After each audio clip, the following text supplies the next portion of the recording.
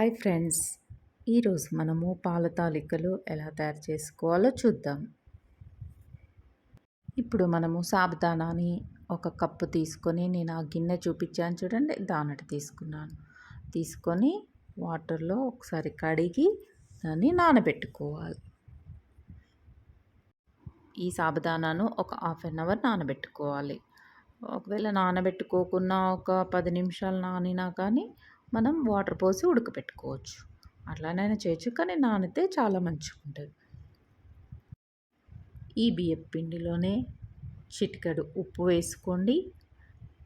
అలాగే ఒక 2 స్పూన్స్ బెల్లం వేసుకోండి. బెల్లం వేసుకొని మంచిగా ఆ బెల్లం మొత్తం పొడి పొడిగా అయ్యే వరకు మొత్తం కలుపుకొని పక్కకు పెట్టుకోండి. ఇప్పుడు బెల్లం మనం 2 కప్పులు తీసుకోవాలి. అలాగే కొద్దిగా వాటర్ పోసి బెల్లంని కరగనివ్వాలి. పాల తాలికలు తయారు చేసుకోవడానికి బెల్లం పాకం అవసరం లేదు. ఓన్లీ బెల్లం కరిగితే సరిపోతుంది. దాంట్లో కొద్దిగా వాటర్ పోసుకొని కరిగేంత వరకు ఉంచుకొని స్టవ్ ఆఫ్ చేసేసుకోవాలి. ఈ పాల తాలికలు తయారు చేసుకోవడానికి మనకు బెల్లం పాకం రానవసరం లేదు. మనం దాంట్లో కొద్దిగా వాటర్ పోసి అది మెల్లగా కరిగే వరకు, బెల్లం అంతా కరిగే వరకు అలా కలుపుకుంటూ మనకు కొద్దిగా పొంగు వచ్చినట్టు వస్తుంది కదా, అలా వచ్చినప్పుడు ఆఫ్ చేసేసుకోవాలి. ఇప్పుడు ఒక గిన్నె పెట్టుకొని ఆ గిన్నెలో వాటర్ పోసి ఆ వాటర్లో మనం నానబెట్టిన సాబుదానా ఉంది కదా, ఆ సాబుదానాను ఉడకబెట్టుకోవాలి. అవి మంచిగా ఉడకాలి. ఈ సాబుదానాను అక్కడే ఉండి కలుపుకుంటూ ఉండాలి, లేకపోతే అడుగంటిపోతుంది. మనం స్పూన్తో కలుపుకుంటూ మంచిగా ట్రాన్స్పరెంట్, ఆ సాబుదానా ట్రాన్స్పరెంట్ లాగా కనపడేంత వరకు మనం వాటిని బాయిల్ చేసుకోవాలి. సాబుదానా ఉడుకుతుంది కదా, ఆ ఉడికే వాటర్ని కొద్దిగా మనము బియ్యపిండి ఇంకా బెల్లం ఉప్పు ఉన్న దాంట్లో ఇది ఫిల్టర్ చేసి వేసుకోవాలి. ఎందుకంటే దీనికి మంచి కొద్ది జిగటతనం వస్తుంది. దాన్ని మనం పాల తాలికలుగా చేసుకోవాలి. మనకి ఎంత సరిపోవాలో అంత సాబుదానా వాటర్ని ఇందులో కలుపుకోవాలి. మంచిగా కలుపుకొని మెత్తగా కలుపుకున్న తర్వాత పక్కకు పెట్టుకోవాలి. కొద్దిగా నెయ్యి కూడా వేసుకొని కలుపుకోవచ్చు. సాబుదానా వాటర్ ఎందుకు వేసానంటే మంచి జిగుటుతనం వచ్చి మంచిగా వస్తాయి పాల తాలికలు. అందుకే నేను ఆ సాబుదానా వాటర్ దీంట్లో కలిపాను. ఈ పిండి ముద్దలో కొంచెం పిండి ముద్దను తీసి పక్కకు పెట్టుకోవాలి. మిగతా పిండిని మనం మురుకులు చేసేది ఉంటుంది కదా, ఆ దాంట్లో కొద్దిగా నెయ్యి మంచిగా రుద్ది, ఆ నెయ్యి రుద్దిన దాంట్లో ఈ పిండిని పెట్టి అప్పుడు మనం పాల తాలికలు తయారు చేసుకోవాలి. దీనికి కొద్దిగా నెయ్యి కానీ నూనె కానీ అప్లై చేయండి. చేస్తేనే మంచిగా వస్తాయి పాల తాలికలు. ఇప్పుడు ఉడికిన సాబుదానాలో నేను పాలు పోసాను. పాలు పోసిన తర్వాత అవి మంచిగా మరగనివ్వాలి. ఈ పాలు పోసిన తర్వాత ఒక 2 పొంగులు రాగానే దాంట్లోనే మనం పాల తాలికలను దీంట్లో వేసుకోవాలి. మురుకుల మిషన్తో మనము పాల తాలికలను దీంట్లో మెల్లగా అట్లా కట్ చేసుకుంటూ వేసుకోవాలి.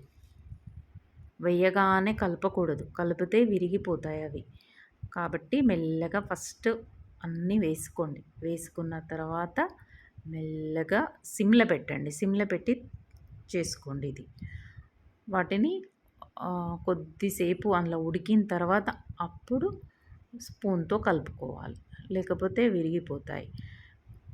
ఇవి మంచిగా ఉడకాలి. ఉడకలేదనుకోండి పచ్చిగా ఉండి మనకు టేస్ట్ బాగుండదు. కాబట్టి వాటిని మంచిగా ఉడకనివ్వాలి. కొద్దిసేపు ఉడికిన తర్వాతనే మనం అది బెల్లం వాటర్ పోసుకోవాలి. లేకపోతే ఈ వేడిలో ఉన్నప్పుడు మనం బెల్లం వాటర్ పోస్తే పాలు విరిగిపోతాయి. కాబట్టి మనము కొద్దిగా గోరువెచ్చగా అయిన తర్వాతనే బెల్లం వాటర్ దీంట్లో కలుపుకోవాలి. మనం పరమాన్నం చేసేటప్పుడు కూడా అన్నం ఉడికిన తర్వాత కొద్దిసేపు పాలు పోసి ఉడికిన తర్వాతనే బెల్లం వేసుకోవాలి. అలా అయితే విరగదు. మంచిగుంటది టేస్ట్ పరమాన్నం కూడా. అట్లా చేసుకోవాలి ఇది కూడా. ఇప్పుడు మనం కొద్దిల పిండిని పక్కకు తీసాం కదా!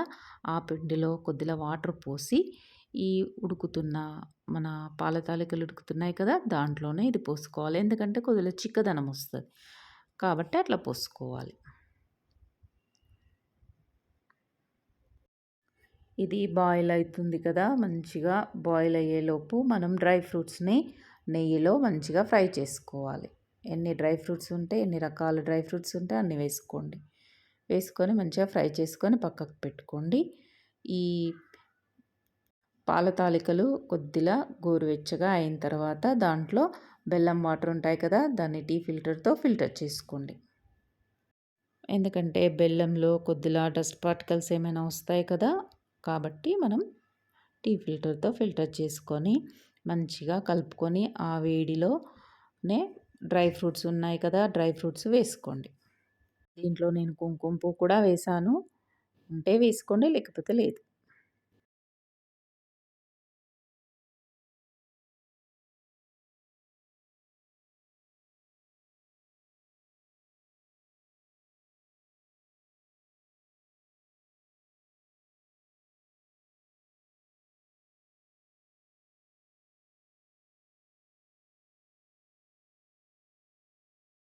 చూడండి ఎంత మంచిగా ఉడికాయో పాల తాలికలు.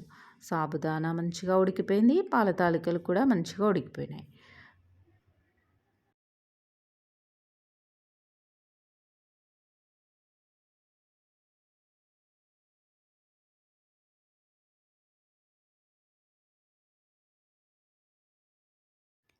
నెయ్యిలో ఫ్రై చేసుకున్న డ్రై ఫ్రూట్స్‌ని ఇందులో కలుపుకోండి.